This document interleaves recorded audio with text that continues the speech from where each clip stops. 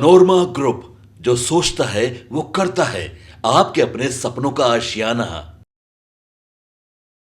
लोकसभा चुनाव के बाद लगातार अब चर्चाएं इस बात को लेकर के शुरू हो गई है कि विधानसभा के चुनाव में क्या होगा। 2025 में बिहार में विधानसभा के चुनाव होने हैं और उसको लेकर के कई तरह की चर्चाएं शुरू हो गई हैं। जैसा कि आप सभी जानते हैं कि 2020 में जिस तरह से चुनाव हुआ था और जिस तरह के परिणाम आए थे उसको लेकर के कई तरह की चर्चाएँ भी हुई थी। उसके साथ साथ 2024 के चुनाव में भी जो परिणाम आए हैं उसको लेकर के समीक्षा का दौर जारी है। और इसी बीच में आपको बता दें कि और भी कई एंगल पर चर्चाएं तेज हो गई हैं। एक एंगल ये है कि क्या नीतीश कुमार एनडीए के साथ ही 2025 का चुनाव लड़ेंगे या फिर कुछ और होगा। इसी बीच में कई ऐसे फैसले हैं जिनको लेकर के चर्चाएं तेज हो गई हैं।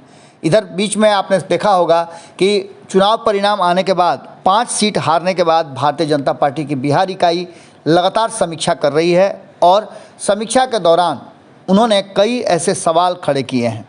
एक सवाल का उड़ते उड़ते खबर आया जिसको लेकर के बिहार में एनडीए के भीतर बवाल मचा। सवाल ये था कि क्या नीतीश कुमार का जो वोट है वो ट्रांसफ़र नहीं हुआ भारतीय जनता पार्टी को। इसको लेकर के अब जो सवाल है वो जदयू की तरफ से भी खड़े होने लगे हैं। हालांकि जदयू ने इन सारी बातों को दरकिनार करते हुए आगे की रणनीति पर काम करना शुरू कर दिया है और नीतीश कुमार ने 29 तारीख को एक बैठक बुलाई है। इस बीच आपने सुना होगा कि महागठबंधन की तरफ से राष्ट्रीय जनता दल लगातार ये बातें कह रहा है और खबरें लगातार चर्चा में आ रही हैं कि नीतीश कुमार एक बार फिर से वापसी कर सकते हैं महागठबंधन की तरफ।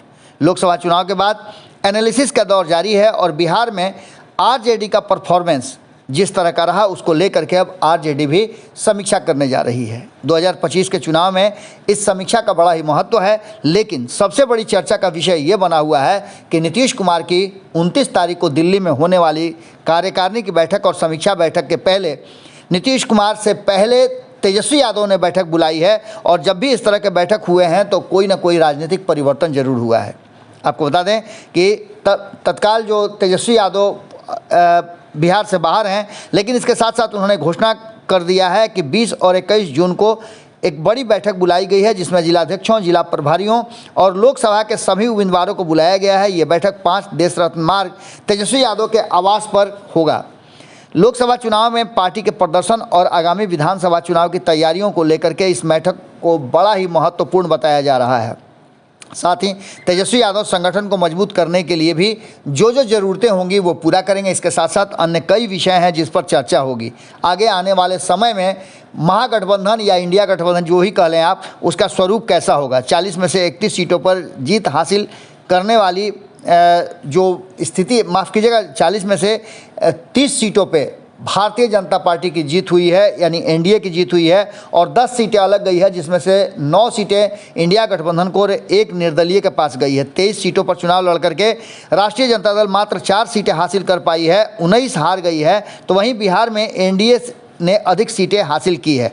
चर्चाएं तेज थी कि इस बार तेजस्वी यादव कोई अंतर पैदा करेंगे। उन्होंने समीकरण भी जिस तरह के गढ़े थे उस समीकरण को लेकर के भी चर्चाएं चल रही थी। लेकिन अब 2024 से ज़्यादा, जैसा कि पहले भी हम बता चुके हैं कि राष्ट्रीय जनता दल का फोकस 2025 के चुनाव पर था और विधानसभा चुनाव के ट्रायल से पहले MY समीकरण के साथ जिस तरह से नया कुशवाहा और मल्लाह समीकरण जोड़ करके मास्टर स्ट्रोक चल दिया था लालू प्रसाद ने, उसका भी असर देखने को मिल रहा है। महागठबंधन में सीट शेयरिंग से पहले ही कई कैंडिडेट मैदान में उतार दिए गए थे। इसके साथ ही आरजेडी को मिली सफलता को देख करके कहा यह जा सकता है कि आरजेडी ने 19 से तो बेहतर ही प्रदर्शन किया है। 21 जून और 20 जून को जो समीक्षा बैठक होनी है उसे आगामी विधानसभा चुनाव के लहजे से बड़ा ही महत्वपूर्ण माना जा रहा है। लेकिन इसके साथ साथ चर्चा ये भी है कि एक तरफ 20 और 21 तारीख को तेजस्वी यादव समीक्षा करेंगे, बैठक करेंगे और आगे की रणनीति बनाएंगे।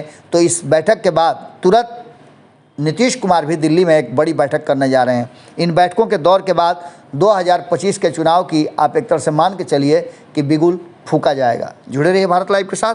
बहुत बहुत धन्यवाद। पनोरमा ग्रुप, जो सोचता है वो करता है। अगर ये वीडियो पसंद आई और वह बिहार के राजनीति और बिहारियत से सरोकार रखेनी तो सब्सक्राइब बटन दबा के चैनल के सब्सक्राइब कर ली। ओजे एगो घंटी बा, ओकरा बटन दबा देला से कुल सटीक और मारक खबर रुआ मुफ्त में मिल जाई। अगर रुआ पत्रकारिता के हमनी के नया प्रयोग में सहयोग कर चाहतानी तो ज्वाइन बटन दबा दी।